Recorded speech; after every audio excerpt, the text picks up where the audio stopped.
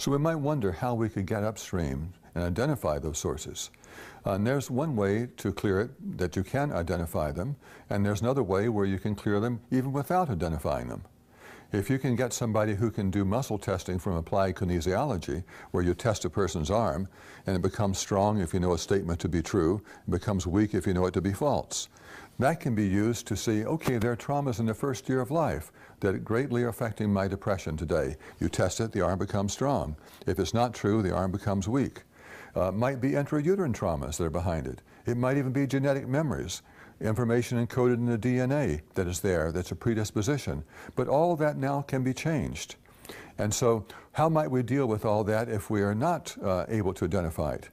If we are really depressed, we can probably assume that there were experiences where we felt pain or deprivation or abuse or neglect or abandonment or some criticism, a lot of judgments, rejection. If we didn't have any of that, chances are we would not be depressed.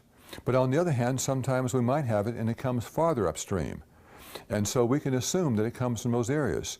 So if we can use some of the methods that are commonly available now, one of the simplest forms that people can use for that on themselves would be a variation on the emotional freedom techniques, or the EFT that many people know about these days. Or they can go to the national website on that and learn something about it.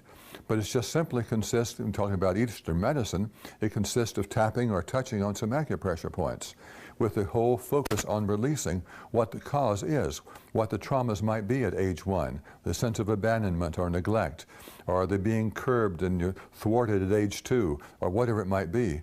Now, even if we don't remember it, since it's just encoding some information is all it is. And just like you have information on your computer, if you have a program that you don't want anymore, it's outmoded, you press the delete button. We can do the equivalent now, which is the good news. We can press the delete button on that encoding of information that has that emotional charge that binds up energy. And as we do that, we free up the energy and a person can begin to clear the traumas and change those beliefs that grew out of the traumas.